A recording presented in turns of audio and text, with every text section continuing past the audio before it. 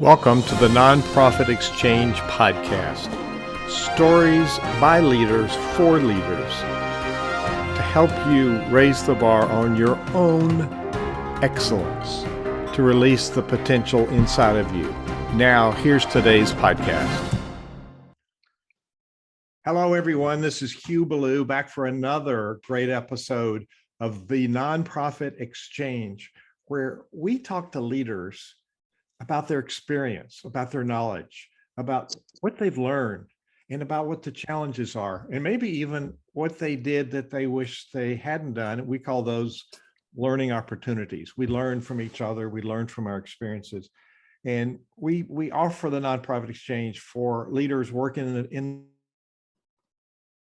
leading membership organizations,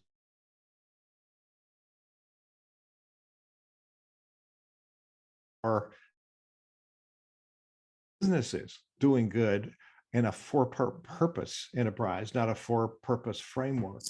So it's defining the next step for philanthropy. How do we show love for humankind and bring goodness to the world? Well, that's in the work that we all do.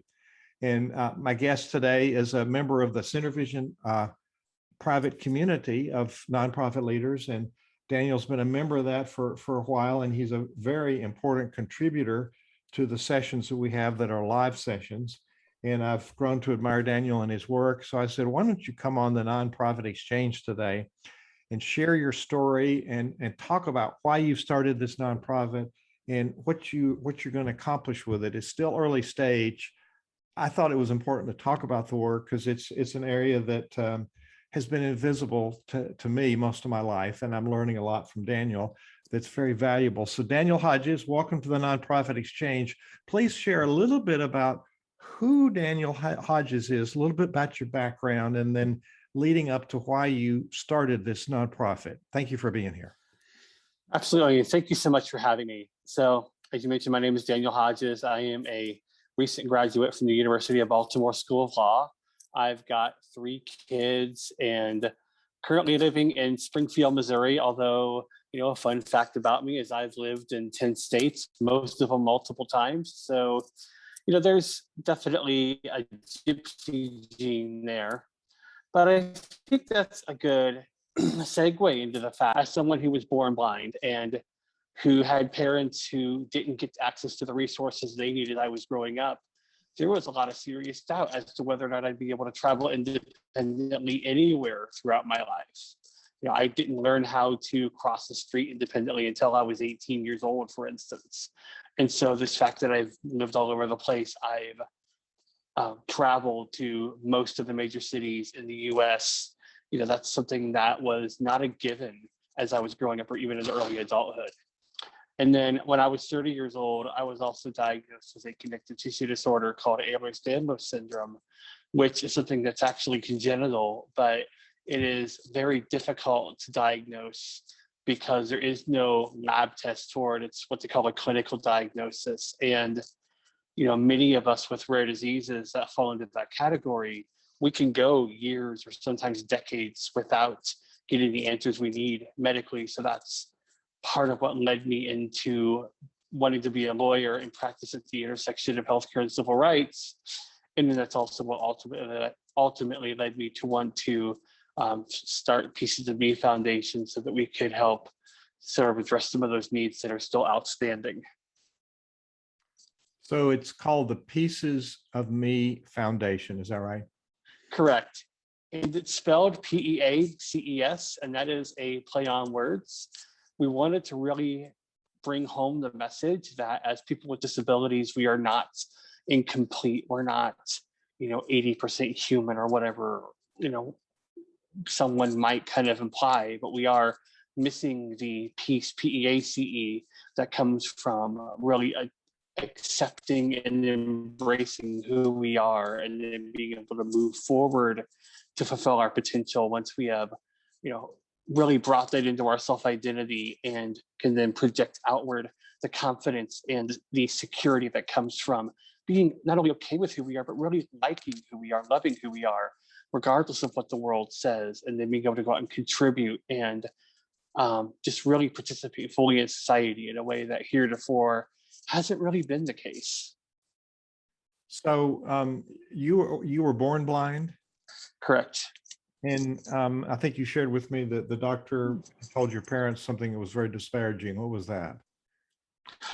Yeah, I mean, when I was a teenager, my parents were told, "Oh, you can't let him ride a roller coaster. You can't let him play sports. You can't let him anything that could potentially cause any kind of bump to the head because my retinas are so fragile, and heaven forbid you lose that little bit of eyesight that's left." And then, somewhere along the way in my late teens, they came across another professional who said, "Well, he's blind. He doesn't really have much in the way of education. All he'll ever be able to do is cane chairs. That's really all he could aspire to." Wow. Yeah. Did you hear that conversation, or did they tell you about it, and what did you think? I was I was mostly privy to it. I don't know. I think that there may have been part of the conversation where he took my parents aside, but I mean, I wasn't dumb. I knew where this was going.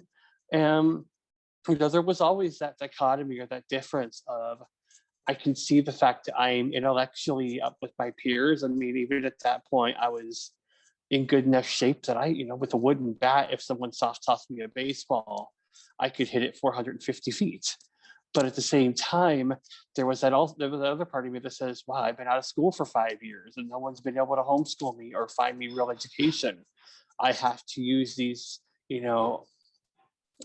print books that are like size whatever 70 or whatever font in order to read. I can't read. I can't really write. I can't do all these things." So there's a gap between what I want to do and what everyone says I can do. And it was a real struggle for most of my childhood and then into early adulthood. So you just shared with us that you just recently graduated from law school. That's a long way from caning chairs. It is. And I have to say here, everyone says, "Well, law school is a lot of reading." That's right. You get a 100-page reading assignment and professor doesn't even blink. And it's so interesting because I mentioned, having those books that are the size of a desk, it seemed like, or these other things where I could read like A, C, E, like, that sort of thing. How can I do that? But somewhere along the way, when I was almost 18 years old, someone introduced me to Braille. Around that same time, I was introduced to screen reading technology, and then into adulthood, I'm like, wait a minute, I actually like to read. And here I am at 37, I read all the time. But I never would have imagined that growing up because it was such a chore. And it wasn't that I hated reading, it was the way that reading was presented to me wasn't accessible. And so those lines blurred. And so that's really kind of the transition that helped me, at least for the reading component of the law school, helped me get through because of things like access and being able to identify what are actual strengths or opportunities for growth versus what are things that are accessibility barriers that are completely beyond my control.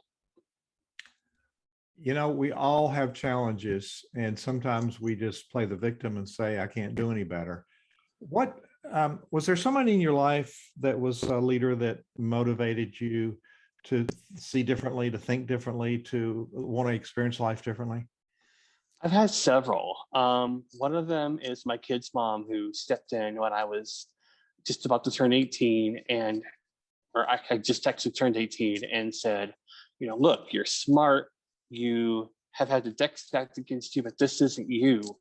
You can do so much more." And so she took it upon herself, her and her mom took it upon themselves to introduce me to more people who said, "Here's how you use a cane. Here's the expectations you should be setting for yourself." And then 4 years ago, as I was sitting there kind of floundering after I graduated with my bachelor's degree, I had been in the advocacy world. I had been out searching for jobs. I had just had surgery on my femur and hip and said, "I don't know what to do here." And a mentor of mine, who I have to add here, I had just connected with a few months prior, and who had no experience in the disability world other than what I had been teaching her about advocacy and about disability.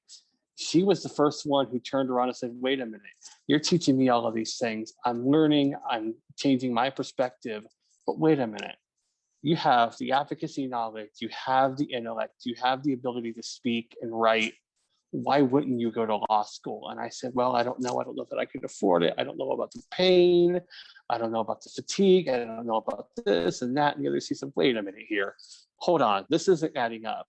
And so even in that sense, there was yet another person who said, you need to lift your understanding of what you're capable of, and you need to go for it. Stop asking what you think you can do, start asking what you want to do, and then go figure it out. And so in those two examples, you have one person who was blind and who had been around forever in this world, one person who was not disabled and was branded into the world, and they both played an integral part in their own way. That's amazing. That's amazing. Two people could perceive something they did not have the ability to perceive prior to that conversation. And I know you've helped me become aware of many things since I've known you, and you just kept showing up for the community meetings and the Center Vision community, and adding a lot of value to the conversations and very good observations. So thank you for that level of influence that you've had for me. I'll be 75 this year, and I'm learning new stuff all the time. I think as leaders, we should never stop developing. So we're using this term disability. So why don't we put some context? What is a disability? So, legally, by the way, first of all, for that compliment, and I think I was drawn to you specifically because you are the kind of lifelong learner that I strive to be. So I've definitely said I've that's been reciprocated in spades as far as what I've learned from you.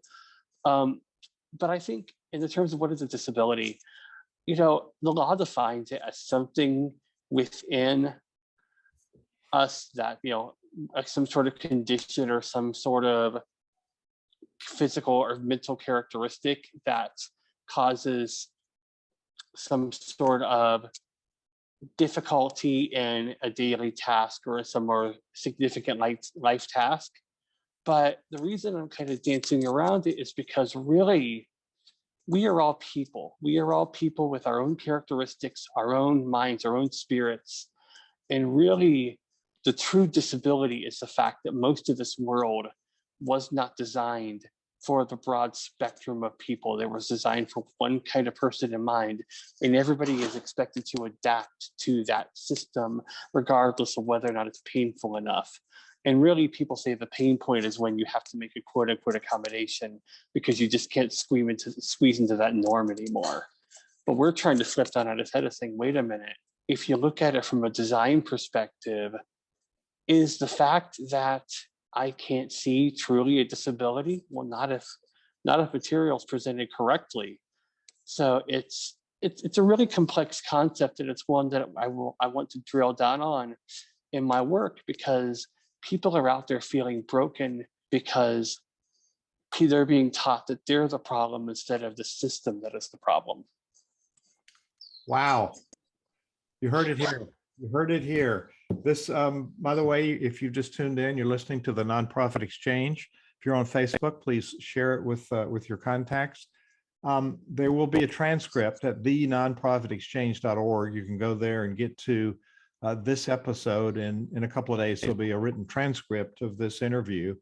And if you want to go to wherever you get podcasts and go and look for The Nonprofit Exchange, then you can have this on your phone and listen to it while you're on a trip or whatever, or replay it, because there's lots of really good meaty stuff.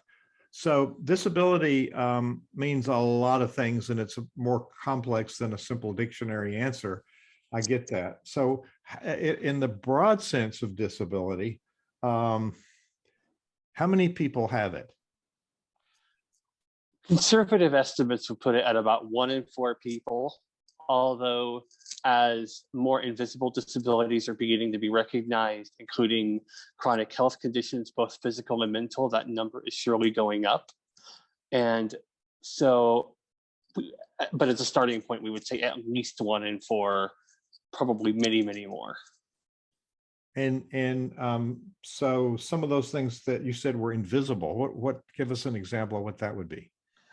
Well, this could be anything from someone who has an arthritic condition to someone who has a connective tissue disorder like myself, or someone who maybe experiences anxiety or depression or chronic fatigue or any number of things that may or may not be readily visible to the outside world, but are nonetheless quite impactful. And especially, you know, people in that camp, they deal with a double-edged sword of whatever circumstances they happen to be navigating, but also the outside world saying, well, you look fine to me, which in and of itself can be quite the microaggression. Wow. Not to mention people that have eyesight being blind. Yep. I mean, we choose what we recognize, don't we? We do. And I think there's, again, it kind of goes back to this idea of, can we possibly squeeze you somewhere just across that line to being quote unquote normal because societally that's what we've chosen to really put on a pedestal. Whereas for someone with an invisible disability, if we can turn that, completely flip it on its side and say, you're okay. You have your circumstances you deal with, some are pleasant, some are not, but you're okay. And we need to make sure that you're getting whatever support, whatever resources you need so you can fulfill your potential.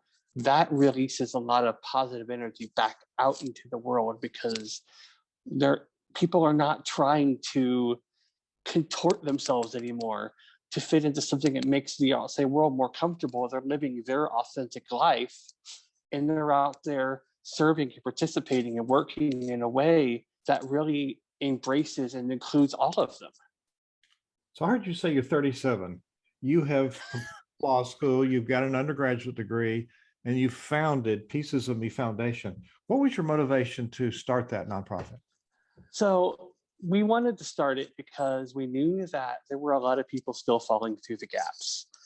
You know, I noticed as we were looking for resources years ago for my children when they were still in active treatment for cancer, you would run into social workers in hospitals, and it was their job to be able to tell you what resources were out there. And they often didn't know because there was no comprehensive resource.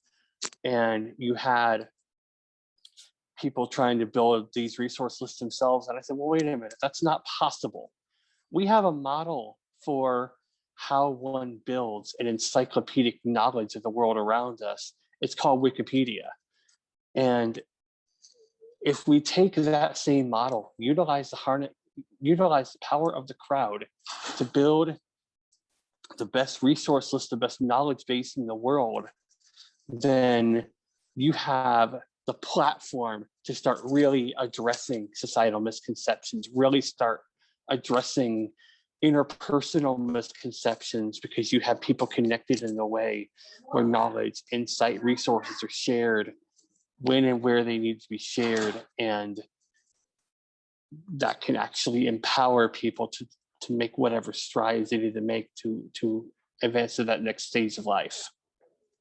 And I had the pleasure of meeting a part of your board last night, and you've attracted some really good folks. And I shared with you that we are influencers and we attract people, and we don't attract what we need, we attract what we are. And you're a person of a high level influence. So I was quite impressed with your board. You have some people watching today. So let's, the title of what you chose today, Discovering the Value of Including Persons with Disabilities in Your Overall Inclusion Efforts. Would you like to elaborate just a little bit on that, please? By the way, I completely agree with you with my board. They are phenomenal. So oftentimes we have run into a situation where someone will say, well, we would like to be more inclusive. We would like to be more accessible, but we don't know how. And we don't really know what that means. And so instead of beating people over the head with this demand, we on our team have taken the approach of saying, well, let's start at square one. let's actually look at the fact that access, it's been proven out, access usually does not cost much, if any money. It does not require tearing things down and starting over again if it's done right, and especially if you get it on the ground floor as far as what you're developing, whether it's a physical structure, a cyber structure, or anything in between. It can be built in, it can be built in well, much less expensively than people imagine, and it can actually improve the design process for everyone. That gets back to this idea of universal access. What benefits me, what benefits someone else with a disability, oftentimes ends up being the catalyst for innovation for everyone, regardless of whether or not they identify as having a disability. That's the beauty of universal access. That's very informative. Wow. So I was a serious student of facilitation 35 years ago. And one of my, I'm a conductor, as you know, so I took that skill and moved it into the boardroom and to design meetings in a whole different way, because nobody likes boring, unproductive meetings. People hate going to meetings. Oh, I live to eliminate boring, unproductive meetings because we only have so many days on this earth. Let's make the most of each one of them. So we drive for results in meetings, but it's the culture of high performance that's important. And from the very beginning, in my books and my lessons, I teach people to think about creating diversity in your team. Now, I didn't have in mind people with disabilities. I'm learning that's yet another dimension of diversity. And so diversity means I'm a boomer. We need people with, there's five different generations alive at least. So we need to think about the difference of perspective. And there's so many nuances to diversity and inclusion. It's an intentionality of thinking, why don't we get people that don't all think the same and see and experience life the same way? I'm using see to see things in a generic sense. Pardon me for that, but it's just like, how do you perceive? We use that word in English incorrectly as to see, but to perceive and experience things. But creating a board. Now, I was impressed with your board. There's people of different ages, different walks of life, different background, different, there's men, there's women, there's all gray hair, there's young folks. So you've got a lot of the different bases covered, which really adds a richness in the thought process and the creativity. And many times we just kind of slough over problems like, okay, suck it up, deal with it, we got to figure it out, rather than how can we accommodate everyone? So talk to me, use the word access and accommodate. Can you talk about the two of those and what's different about them? Absolutely. So access is, well, I'll start with accommodation. Accommodation by its very nature is it's an intentional deviation from the norm to bring someone at least closer to the norm, or to bring them into the group at least nominally. But just by very use to that verbiage, you can tell there's still a separation. It's still not quite there. Access, on the other hand, particularly universal access, means we are going to utilize a platform where everyone is part of that nucleus, regardless of how they are obtaining or utilizing information or utilizing a physical space, whatever the case may be. It's all about really drilling down to what is the core of what you're trying to do and opening up all of the doors to see what are the various ways that we can make sure that core is met effectively without getting tied into one particular strategy. For instance, if you're looking at, I want to have a board of people who can digest really complicated information and to make very strategic decisions. Are you looking for people that are very good readers of print material, or are you looking for people who have very high reading retention, regardless of the modality, who can sift through the material, create insights from it, and then use those insights to discover new solutions? Because if you're the latter, It doesn't matter if it's print or braille or digitally read or whatever the case may be.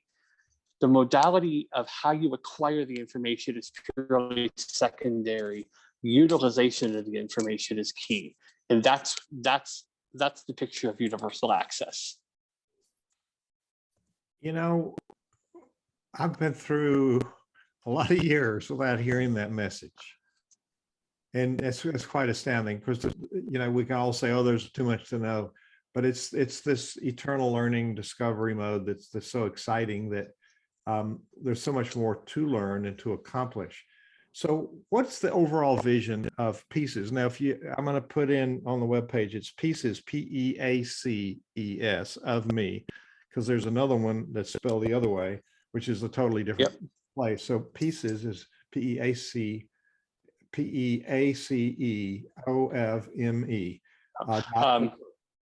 P-E-A-C-E-S of me.org. Yeah, that's what I meant to say. So I have this coordination between my brain and my mouth. So your overall, what's your vision for this Pieces of Me, big picture? My vision is we are building a community all over the world. People who identify as having a disability, people who do not, people who want to be allies. Doesn't matter what disability you identify as having, or disabilities plural, because that's whole another area that has just been left behind. Or if you're saying, I have these circumstances, I don't even have a label for it yet, but I need help. Anyone can come, anyone can share what they know, anyone can learn. And the reason for keeping it so broad is because we have no idea what amazing idea someone in Africa or Canada or Australia might have that would just absolutely be a paradigm shift for the rest of the world if they had the platform to use it. And similarly, it doesn't matter if you're blind or deaf or you use a wheelchair or you have depression, the underlying stigma is the same. Many of the accessibility hurdles have common roots. So bring your knowledge, bring your desire to learn. And when we build that community up, we create a power that really raises the overall level of consciousness for everyone by virtue of creating that new knowledge and that new insight. Raising the bar for everyone. You know, does it benefit all concerned? That's part of the Rotary 4-way test. Is it beneficial to all concerned? So you talked along the way about creating how to be inclusive and create access. And I think you said it wasn't real difficult or real expensive. What are some of the things that we can do to give us some examples of things we can do to be inclusive and create access? So, for example, with websites, there are what they call the Web Content Accessibility Guidelines, which are internationally adopted, although not as well enforced as we would like. There are a lot of things on that, but a lot of them are making sure that your website has proper headings, making sure images have alt text, which is basically, alt text is essentially the caption you would see below an image in a magazine. This is this person doing X, Y, and Z. That makes it to where anyone, regardless of whether or not they can see, knows what the image is trying to convey. There are things like in a PowerPoint presentation, making sure that what is being read, what is being shown on the screen is being read aloud. And that the verbiage coming out of the person's mouth matches the slides. And by the way, that not only benefits those of us that are blind or anyone who has a reading difficulty in other means, it also increases retention for everyone who is able to actually see and hear what is going on by somewhere along the way of 5-fold, I believe, if I recall the study correctly. So that's a beautiful little nugget there. Yes. Yeah. Go ahead. Those little nuggets are precious. Go ahead. Absolutely. So I think, that, or just being conscientious and, really asking yourself, what am I trying to accomplish here? And am I getting locked into a certain pattern? If X amount of work needs to be done, Does it have to be done over 8 consecutive hours? Or can that person break up that work so that they can accommodate their chronic pain or chronic fatigue? We've had this, one of the few blessings that has come out of COVID is this idea that work from home can actually be accomplished. This is something the disability world has been fighting for years, because it helps address chronic pain, chronic fatigue, mobility issues, transportation issues, way on down the line. So just really, I think, and there's a million other things I could have gotten to. I'm sure I forgot some very important ones, but really just asking yourself, what am I really trying to accomplish on the nuclear level? And then how do I how do I make sure that I am opening up as many pathways to get to that point as possible, so that I'm not inadvertently excluding people who might very well be the best candidate from getting into that nucleus simply because of the barriers that I put up. I didn't even realize I was putting up. Yes, yes. And the older I get, the more I discover I don't know, and the more barriers I have. And I had them since as far back as I can remember. So I think we all can become more aware.